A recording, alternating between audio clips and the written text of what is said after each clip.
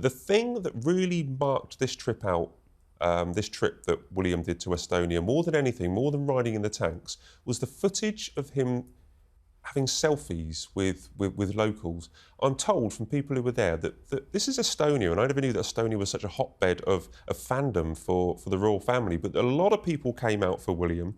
He was taking a lot of selfies. These scenes are normally reserved for the Princess of Wales. What do we make of that?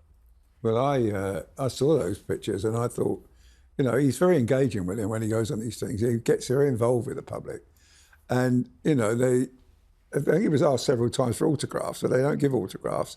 But what he says, I can do a picture with you, you know. And of course, people getting a selfie with a prince, I mean, and a future king, is pretty impressive. And I'm glad he did it. And, you know, besides that, I mean, that stuff in the tank and the next day was superb stuff, you know. And it's, of course, they share a border with Russia there, and I think it's the more British soldiers out there than any other place in the world, so they're all out there training.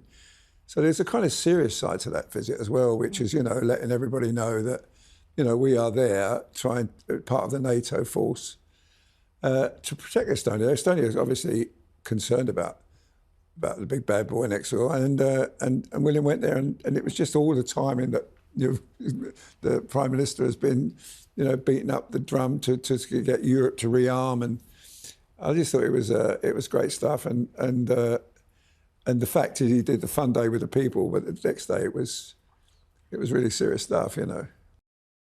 I was just going to say, I think it's also, we've spoken about on the show how he has a new approach to what he wants the monarchy work to look like. And I do think it's a good example of it because, as you said, this was sort of one of the main things that came out of what was a very whirlwind trip. I think he was there for 36 hours or something. Sure, yeah. So you've got the high-level meeting, you've got that, which is out there with hundreds of people, you know, being so personable.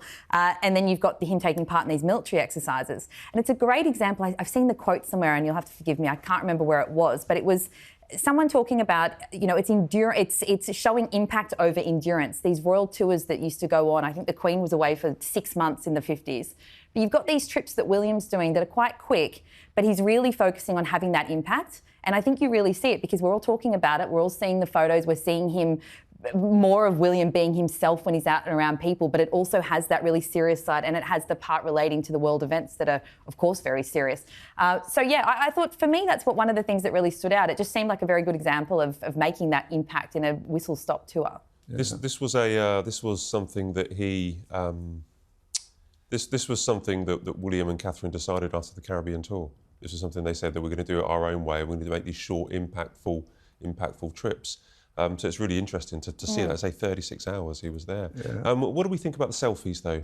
Are you happy with the future king doing all these selfies? Oh, why not? People love it. And as you said, they can't sign an autograph, and it just makes someone's day/year/probably decade to have a picture with the Prince of Wales. If he's happy to do it, and they do seem to be sort of fine. That picture goes down in their family archive forever. Exactly. It means such a lot to the people. And he knows that, William knows that. Yeah, exactly that. Yeah. So William's a shrewd cookie. And as you say, he's doing it his way. I mean, the Queen never, ever the late Queen never did anything like that, never engaged. She shook hands with the public and probably asked them a couple of polite questions.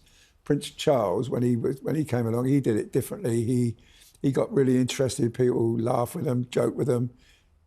And now William's doing it even more so. He's not only doing that, but he's selfies with them. You know, that everybody's got a phone now. Well, and they're using it now. When the king is doing a walkabout, the policeman tells the people, put your phone down, put your phone down, because he wants them to he wants to talk to them, not to talk to their phone.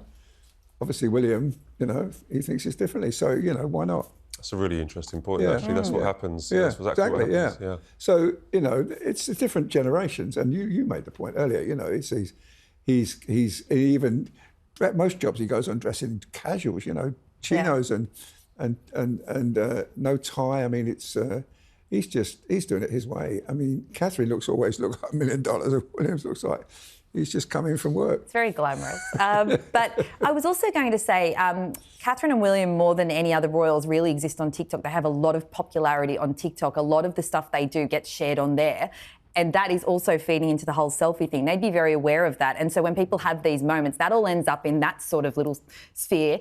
And it kind of, again, feeds that idea of them being this very charming and accessible couple. So, and that's sort of a unique thing to them, I would say, in the royal family as well. So it all, I think it's smart. Exactly like you said, I think it works. But let me tell you, when Harry used to do walkabouts, he was like a star in my view. I mean, he would sit down with kids, he would make kids laugh, he would tease them.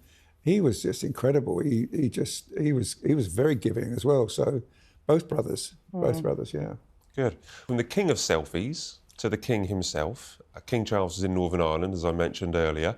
I want to run a couple of comments that he said by you, Arthur, if that's all right. Yeah, sure. Because you know the king very well, and I want to get your thoughts on this. So we were at an event in Belfast. It was the first event. He met some circus performers, and he said to them, "It's good to keep on going," or good to keep going on, I think was his exact words.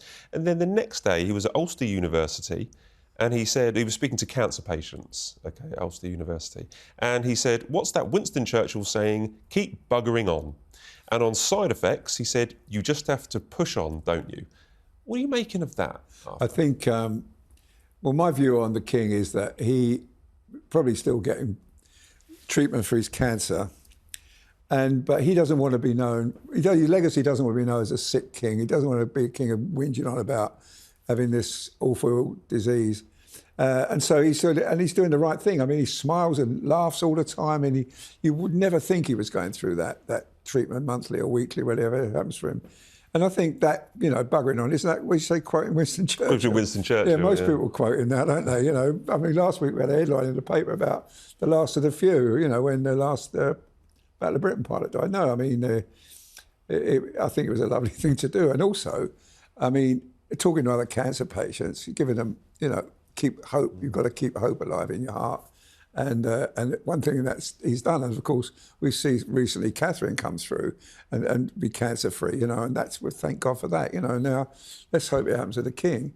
But the king is, he's pacing himself. I mean, in Australia, he said to me, "Look, the doctors have told me to slow down and take it easy. I'm telling you to do the same," he said to me.